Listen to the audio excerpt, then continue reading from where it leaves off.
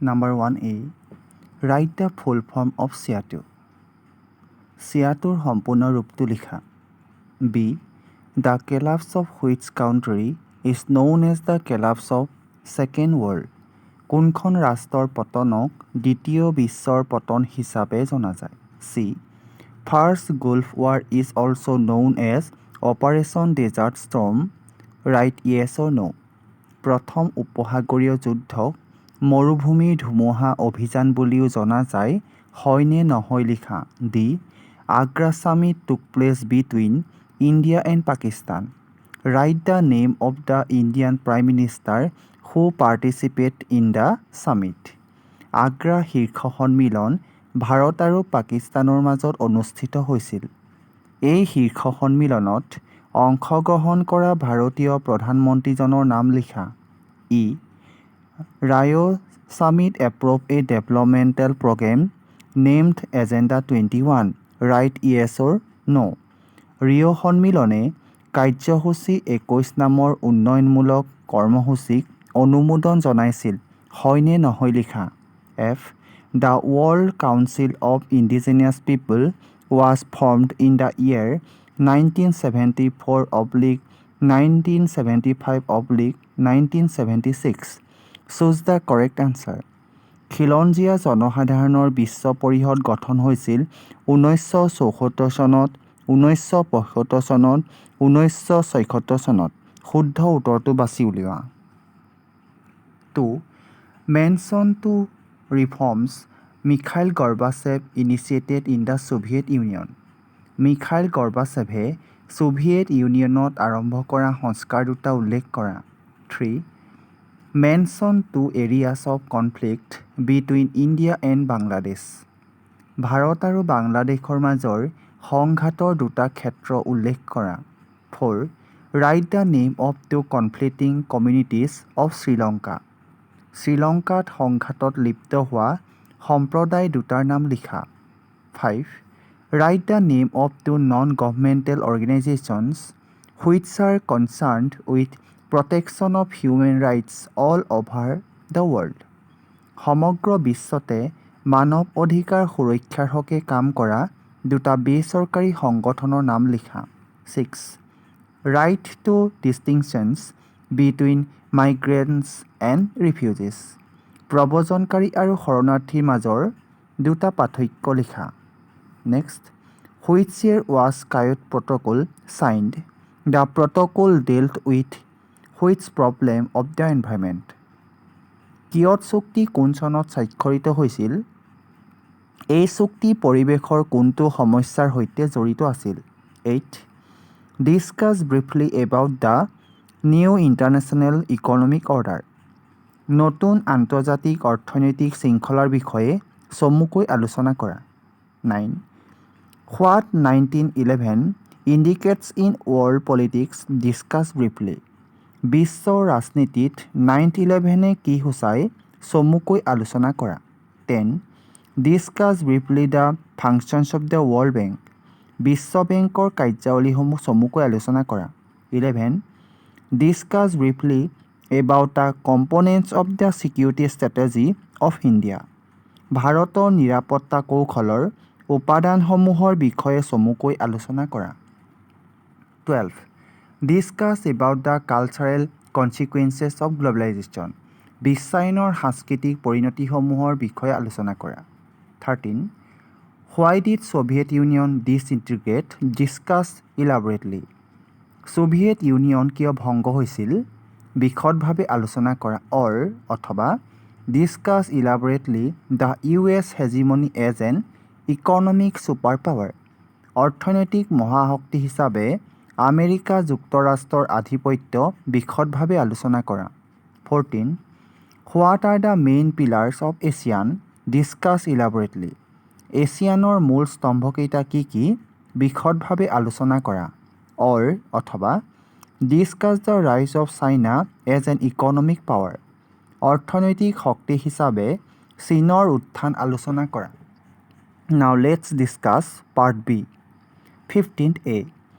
Write the full form of NDA. NDA ৰ সম্পূৰ্ণ ৰূপটো লিখা। B. Write the name of the party that owned the second largest number of Lok Sabha seats in the first general election of India. ভাৰতৰ প্ৰথমটো সাধাৰণ নিৰ্বাচনত লোকসভাৰ দ্বিতীয় বৃহৎ সংখ্যক আসনত জয়লাভ কৰা দলটোৰ নাম কি? C. In which year election commission started using EVM? নিৰ্বাচন আয়োগে কোন বছৰ EVMৰ ব্যৱহাৰ আৰম্ভ কৰিছিল? D. Who was the Prime Minister of the coalition government of 1989? 1989 চনৰ সংযুক্ত চৰকাৰৰ প্ৰধানমন্ত্ৰী কোন আছিল? E. The Government of India appointed Mandal Commission in the year dress. Fill in the blank. Bharat চৰকাৰে মণ্ডল আয়োগ ড্ৰেছ চনত নিযুক্তি দিছিল। খালী ঠাই পূৰণ কৰা। F. Write one feature of new economic policy of India. ভাৰতৰ নতুন অৰ্থনৈতিক নীতিৰ এটা বৈশিষ্ট্য লিখা। 16 number question. When was Bharatiya Jana Sangha formed? Who was the founder president of Jana Sangha? ভাৰতীয় জনসংঘ কেতিয়া গঠন হৈছিল? ভাৰতীয় জনসংঘৰ প্ৰতিষ্ঠাপক সভাপতি কোন আছিল? 17th. On which date was the draft of the Indian Constitution signed and when it came into force? কোন তাৰিখে ভাৰতীয় সংবিধানৰ খচৰাত স্বাক্ষৰ কৰা হৈছিল আৰু ই কেতিয়া বলবৎ হৈছিল? 18. Write two regions responsible for growing importance of regional political parties in Indian politics. ভাৰতীয় ৰাজনীতিত আঞ্চলিক ৰাজনৈতিক দলসমূহৰ গুৰুত্ব বৃদ্ধিৰ দুটা কাৰণ লিখা। 19th. Which two union territories were given the status of statehood in 1972? কোন দুখন কেন্দ্ৰীয় শাসিত অঞ্চলক 1972 চনত পূৰ্ণাংগ ৰাজ্যৰ মৰ্যাদা দিয়া হৈছিল? 20. Write any two causes of conflict between India and Pakistan. Bharat আৰু পাকিস্তানৰ মাজত সংঘাতৰ যিকোনো দুটা কাৰণ লিখা। 21. Give two suggestions to curb communalism in India. ভাৰতবৰ্ষত সাম্প্ৰদায়িকতাবাদ ৰোধৰ বাবে দুটা পৰামৰ্শ দিয়া। 22. Discuss briefly about the challenges faced by India immediately after independence. ভাৰতবৰ্ষই স্বাধীনতাৰ আৰম্ভণিতে সন্মুখীন হোৱা প্ৰত্যাহ্বানসমূহৰ বিষয়ে চমুকৈ আলোচনা কৰা। 23. Discuss briefly about defection in the party system of India. ভাৰতৰ দলীয় ব্যৱস্থাত দল ত্যাগৰ বিষয়ে চমুকৈ আলোচনা কৰা। 24. Why did India adopt the policy of non-alignment? Discuss briefly. ভাৰতে কিয় গোষ্ঠী নিৰপেক্ষ নীতি গ্ৰহণ কৰিছিল চমুকৈ আলোচনা কৰা। 25. Write the main objectives of the national policy for the empowerment of women 2001. 2001 মহিলা সবলীকৰণ ৰাষ্ট্ৰীয় নীতিৰ প্ৰধান উদ্দেশ্যসমূহ লিখা। 26.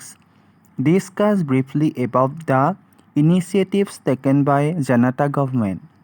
জনতা চৰকাৰে গ্ৰহণ কৰা উদ্যোগসমূহৰ বিষয়ে চমুকৈ আলোচনা কৰা। 27. Discuss the role of Planning Commission in India. Write the name of the organization which has replaced the Planning Commission. ভাৰতত পৰিকল্পনা আয়োগৰ ভূমিকা আলোচনা কৰা। পৰিকল্পনা আয়োগৰ স্থানত নতুনকৈ গঠিত সংগঠনটোৰ নাম লিখা।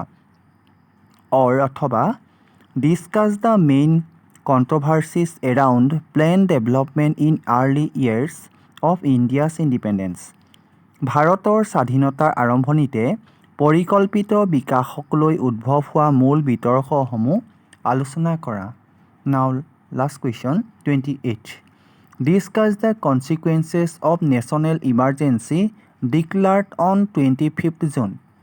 1975 চনৰ 25 জুনত ঘোষণা কৰা জাতীয় জৰুৰী অৱস্থাৰ পৰিণতিসমূহ আলোচনা কৰা or discuss elaborately about the secessionist movements of North-East India.